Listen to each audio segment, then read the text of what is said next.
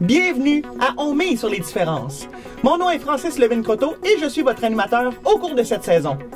Aujourd'hui, on a un invité. Vous le connaissez peut-être pas, mais il a fait beaucoup de différences dans la vie des gens et il va pouvoir vous raconter des histoires que ces gens-là ont vécues grâce à lui. Et tout ça, c'est grâce à Jerry Prindle. Bienvenue à l'émission. Merci. Alors, comment on se sent après avoir fait autant de différences avec les gens? Parce que on te connaît peut-être pas. Moi, je te connais personnellement. Il y a beaucoup de gens qui ont évolué, qui ont changé leur façon de penser grâce à toi. Oui, je fais pas exprès, mais je suis toujours en train de remettre les pendules à l'heure. Tu sais, moi, dans le fond, d'un couvert à l'autre, l'organisme qu'on a parti il y a 20 ans, nous, on n'a pas fait de différence pour les gens. C'est les gens qui sont venus faire une différence. Tout ce qu'on a, tu sais, je t'en ai parlé à plusieurs reprises, tout ce qu'on a fait, c'est de développer un milieu où les gens peuvent venir, vivre des expériences, relever des défis, voir c'est quoi leurs difficultés, puis aller au-delà de ça. Mais c'est toujours grâce aux efforts des personnes que les gens ont pu se dépasser puis accomplir des choses. Puis d'ailleurs, toi, t'es une des personnes qui est venue, puis c'est toi qui es allé plus loin. Nous autres, on t'a juste proposé un milieu. T'es venu découvrir tes forces, relever des défis, puis t'es passé à d'autres choses. Oui, ben, c'est ça, on va pouvoir en parler plus tard de ce que tu as fait avec l'organisme qui s'appelait auparavant D'un couvert à l'autre, maintenant Initium, travaille maintenant sur GEMA, et tout ça, on va en parler un peu plus tard. Maintenant, j'aimerais parler un peu de toi, Jerry. Comment ça se passe? Tu as eu une dépression en 1994? Oui, en 1994, j'ai fait une dépression majeure. Dans le fond, il est arrivé des choses dans ma vie, principalement le décès de proches. Mes deux grands-mères puis un de mes amis qui sont décédés dans un court laps de temps. Puis aussi l'avortement d'une de mes ex-blondes parce que j'ai pas pris mes responsabilités. Puis dans le fond, tout ça m'est revenu comme un boomerang. Puis j'ai eu à m'occuper de moi puis à faire un retour sur ce qui était pas bien à l'intérieur de moi, ce qui était blessé. Ce que j'ai pris un bout de temps pour faire. Puis j'ai mis les choses dans des cases. Aujourd'hui, je vis quand même avec des choses qui sont toujours là. Tu sais, il y a des choses qui s'arrangent, il y a des choses avec lesquelles il faut vivre. Puis à partir de là, ben, on recommence, puis on va de l'avant. Est-ce qu'il y a quelque chose que tu aurais pu faire différent à ce moment-là, ou c'est exactement ce que tu referais aujourd'hui, là? Non, je pense que je ferais pas mal la même affaire. Oui? Ouais. T'as pas eu d'autres dépressions dans ta vie? Non. Donc, dans le fond, c'est là qu'on voit qu'une personne comme toi, avec une dépression, si on règle le bobo, comme on dit, on arrive à ne plus faire de dépression. Donc, c'est pas en pleine dépression qu'on doit tout abandonner nos rêves et on doit vaincre ça, puis après ça, c'est peut-être fini pour la vie, puis on devient maintenant avec une belle vie. Toi qui es maintenant photographe, hein? Tu as une belle vie avec tes passions. Oui. J'arrive justement à m'exprimer puis à m'épanouir au travers de mes passions. Et qu'est-ce que tu fais en photographie avec ton appareil photo qui est quand même de très haut de gamme, là, je pense? C'est un bon appareil. C'est quoi que tu fais? Je pense que tu prends des photos des plats, des recettes, entre autres? Ah, je fais des petits contrats comme ça. Je fais des photos pour des photos de spectacle. Fait que des locales dans mon petit village de Saint-Bernard de Michauville.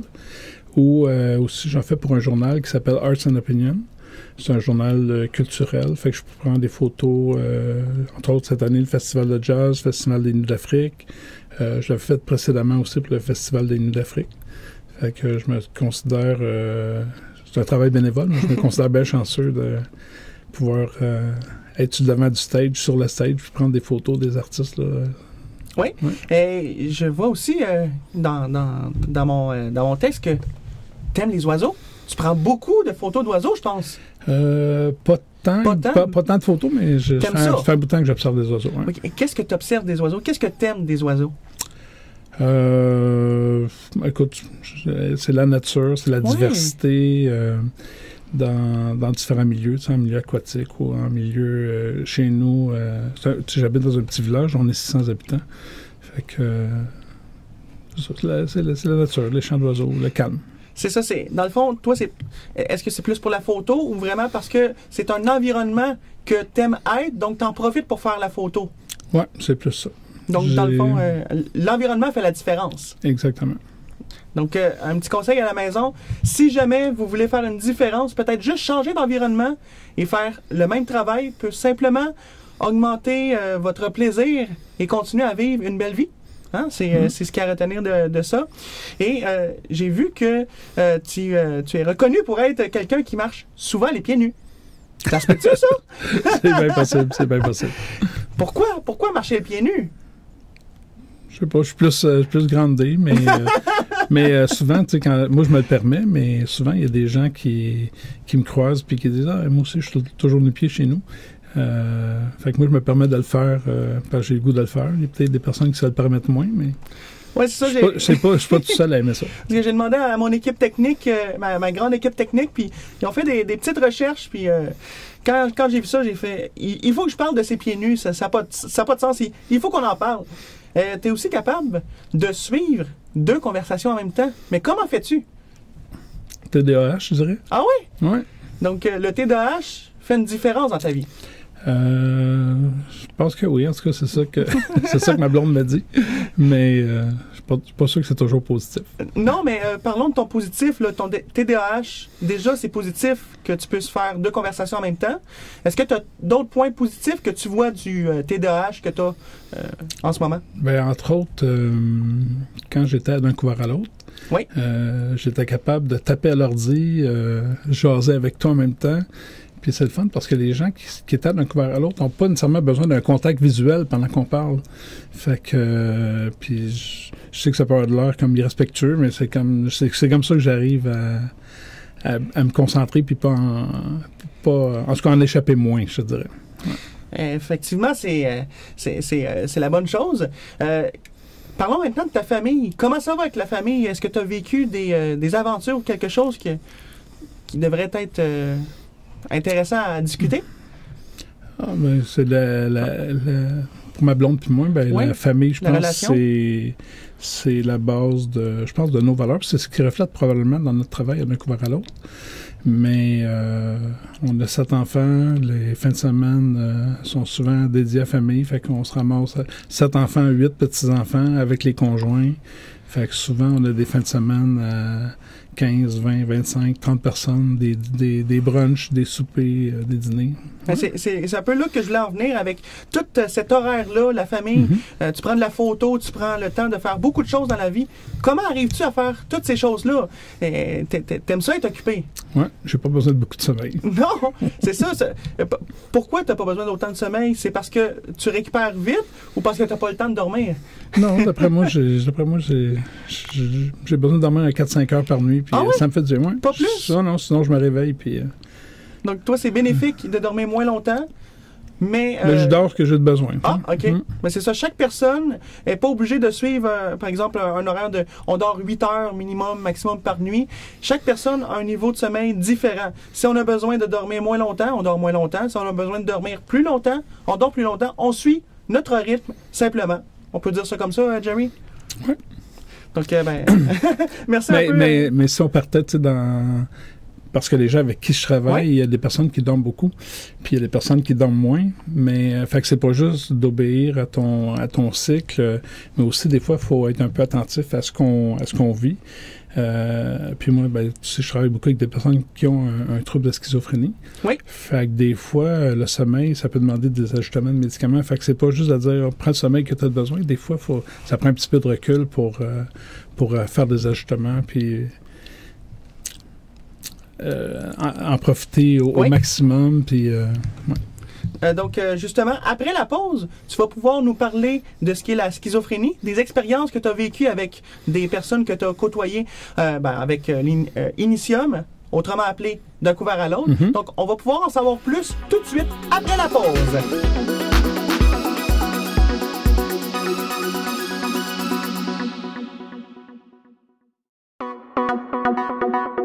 De retour à On mise sur les différences avec mon invité, Jerry Prindle. On est maintenant au 2e bloc de cette émission. C'est maintenant le temps de jouer à Wouf Wouf. Alors, Jerry, qu'est-ce que ce jeu? Est-ce que tu connais les règles? Ben oui, je connais les règles. Ah, ben je pense que c'est un peu évident, hein? Il faut japper. C'est ça. Il faut japper lorsque tu entendras ce son. Alors, il faudra japper. Et ensuite, donner le meilleur de toi-même parce qu'à la maison, vous allez pouvoir voter pour le meilleur chien de cette série d'émissions, de cette première saison. Chaque artiste, chaque invité va japper. Et le meilleur vote, ben, va gagner. On va essayer de s'amuser un peu puis faire des votes parce qu'on aimerait ça savoir c'est qui fait le meilleur chien de cette série. J'espère que c'est pas moi. Mais-en un peu. On veut quelque chose de beau. Et quelque chose de beau aussi, on peut parler d'un couvert à l'autre. Tu as fondé d'un couvert à l'autre avec ta femme, Maxine David. Comment ça s'est passé au début? Est-ce qu'il y a eu des problèmes? Est-ce que ça s'est bien passé? Est-ce que les gens voulaient que ça se fasse ou ils disaient non, peut-être pas? Comment ça s'est passé? Ben, essentiellement, c'est une amie, le fils d'une amie qui est décédé par suicide. Et dans sa famille, il avait vraiment établi que si son fils avait pu travailler puis occuper un emploi de façon continue, ça aurait mis beaucoup de chance de son côté pour qu'il prenne le dessus sur sa maladie puis que sa vie devienne le plus normale possible.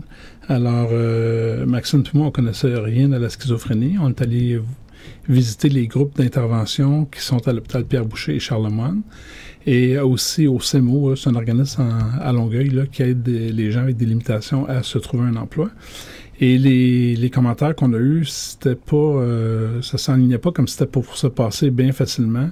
Les gens disaient... Excuse-moi, j'ai un chien vraiment agressif à la maison.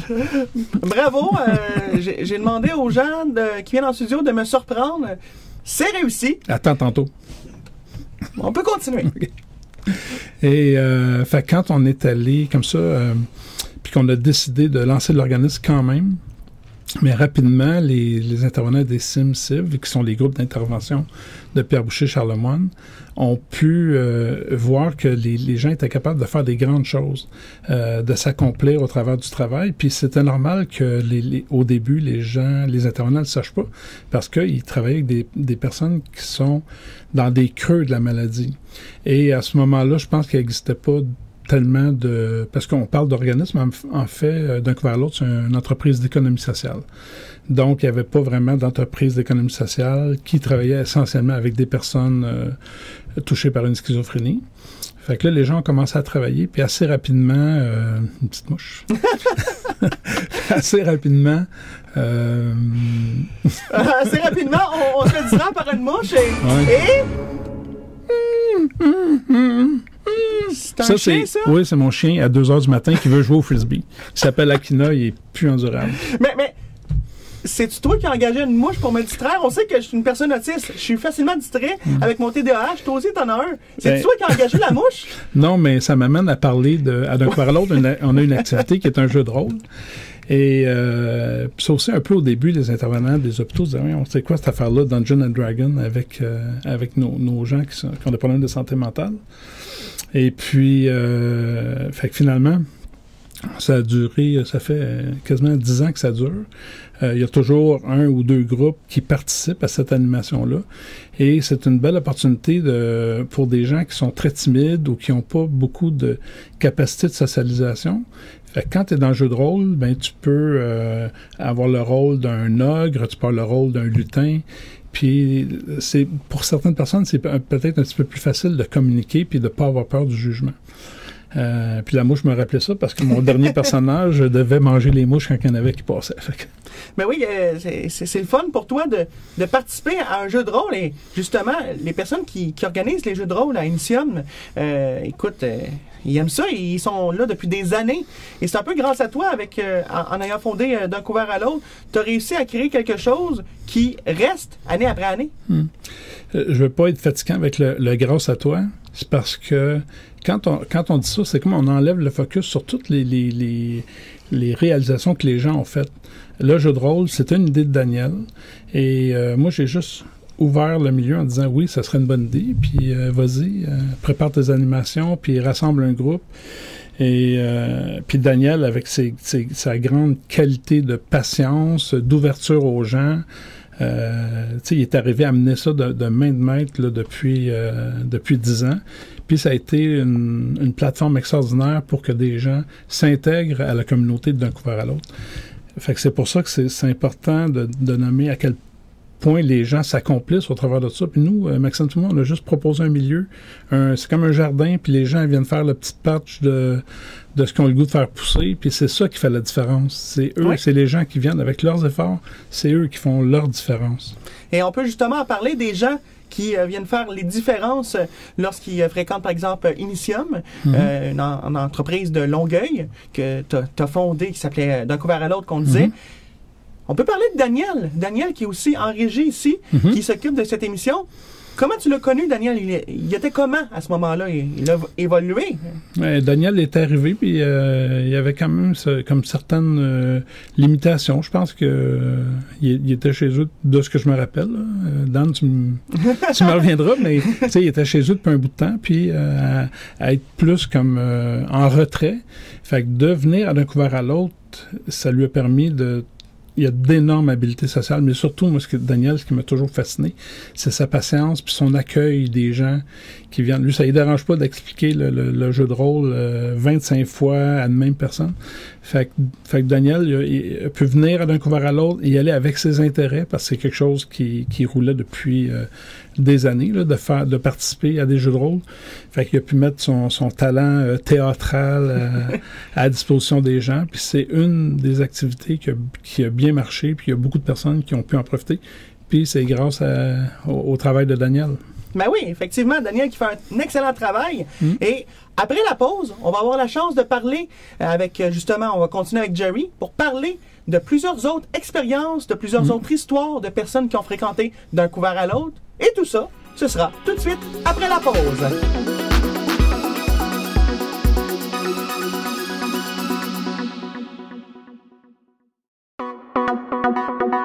De retour à On met sur les différences pour le troisième bloc de l'émission avec Jerry Prindle.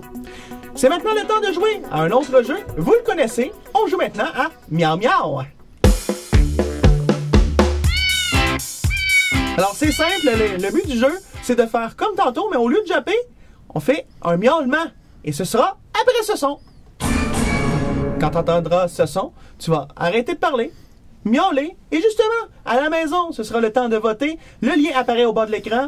Vous allez voir sur la page, et vous allez pouvoir voter pour le meilleur chien et le meilleur chat de cette première saison. On peut continuer avec ce que tu as fondé, avec Maxime David. Initium, qui s'appelait avant D'un couvert à l'autre, et ça, c'est une entreprise d'économie familiale. D'économie sociale. Sociale. Ouais. D'économie sociale, ça veut dire que c'est une entreprise qui a une vocation sociale et aussi une vocation économique.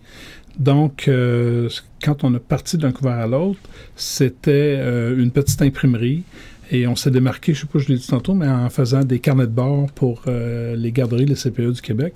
On a fait des carnets de bord pour presque un CPE sur 2 au Québec.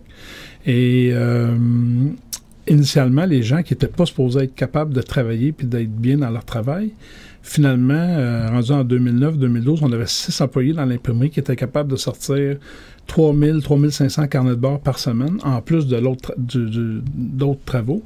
Et puis tout ça sans supervision, sans gestion. Alors, on était loin des personnes qui supposément n'était pas capable de travailler, tu sais. C'est le chat de mon amie Sophie, quand il est pendu dans l'arbre avec sa laisse par accident. Miaou. Miaou. C'était plus drôle quand c'est arrivé pour vrai. Ouais. Et quel genre de personnes que tu as rencontrées à d'un couvert à l'autre, là, par rapport à l'imprimerie, entre autres? L'imprimerie, oui, mais aussi on en parlait pendant la pause. Toi, tu es venu à d'un couvert à l'autre. Oui. Puis tu as dit, moi, je serais intéressé de participer à vos activités. Puis, et nous autres, ce qu'on trouvait intéressant, que tu viennes participer, c'est que tu amenais aux gens qui étaient là ton dynamisme, tes idées, ton énergie, alors que les gens, avec la médication, des fois, l'énergie, c'est pas leur principale qualité quand tu as un trouble de schizophrénie, tu es en cheminement pour ton rétablissement. Alors, au fil des années, c'est ça, il y a des personnes avec un diagnostic de schizophrénie, puis il y a quelques personnes sans diagnostic.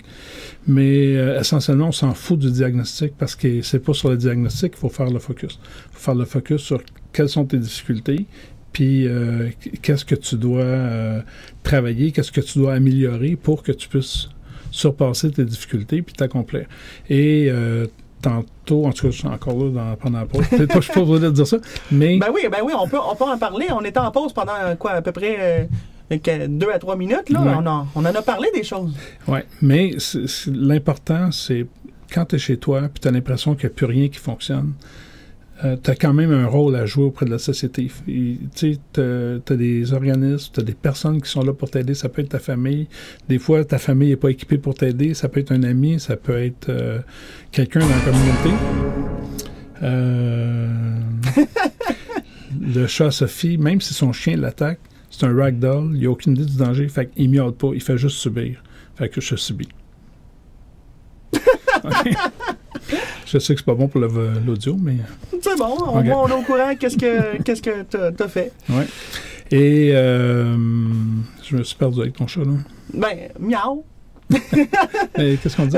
On parlait que c'est bon de bouger avec le dynamisme, peut-être même comme... J'ai animé des jeux, j'ai participé à des jeux aussi qui sont organisés par Daniel, qu'on parlait tout à l'heure en régie, des jeux de rôle. Toutes les activités sont très importantes dans une place comme Initium, d'un couvert à l'autre. Le jeu de rôle, puis tu sais, quand tu as fait tes événements à Sherbrooke, où tu as emmené des gens avec toi, quand tu as organisé les tournois de pétanque, ça permet aux gens de sortir, de socialiser. Puis ça, c'est, tu sais, une game de pétanque, c'est le début, mais après ça, il y a toute la place que tu arrives à prendre au sein de la société, puis de devenir, tu sais, le meilleur citoyen que tu peux. Puis moi, dans les 500 personnes qui sont passées à l'organisme, j'ai pas vu personne qui a régressé. Toutes les personnes qui sont passées ont réussi à s'émanciper dans une certaine mesure, puis la grande majorité vivent des vies actives aujourd'hui, puis des vies pratiquement normales. En tout cas, la grande majorité vivent des vies satisfaisantes. Est-ce qu'il y a une personne en particulier que tu as eu un peu plus de difficulté à miser sur ces différences, puis c'était un peu plus dur avec le cheminement de cette personne-là, et comment tu as fait pour y arriver? Écoute, je regarde ça. Je pense que Maxime puis moi, notre travail, c'était d'avoir de l'ouverture par rapport aux gens, puis de prendre les gens avec ce qu'ils avaient à nous apporter. Fait que non, j'ai pas de... Écoute, en 20 ans d'existence, il n'est jamais arrivé d'événements avec... Tu sais, les gens ont peur de la schizophrénie, ont peur. Nous, il n'est jamais arrivé d'événements. Il est arrivé 3 ou 4 petites démarches plus sérieuses, mais c'est des démarches qui, en communauté, avec les participants d'un couvert à l'autre, des personnes qui n'avaient plus de psychiatre, puis qu'on a décidé d'accompagner, même dans leurs moments plus difficiles. Mais sinon... l'ouverture, laisser les personnes arriver, faire ce qu'ils ont besoin de faire, puis les encourager, aller un petit peu plus loin que leurs limites pour se péter la gueule un petit peu, puis après ça se relever, puis aller plus loin, en sachant justement quelles étaient leurs vraies difficultés. C'est très intéressant tout ça. Il reste juste... Oui, quelques secondes, vas-y. Oui, juste à dire que sur YouTube, il y a un bon film sur D'un couvert à l'autre, ça dure 9 minutes, puis ça explique un peu quand même bien ce que c'est. On encourage les gens justement à aller voir sur YouTube cette vidéo auquel je participe justement à Initium. Je recommande justement. Donc merci beaucoup d'avoir été là et nous on se retrouve à la prochaine émission d'On rit sur les différences.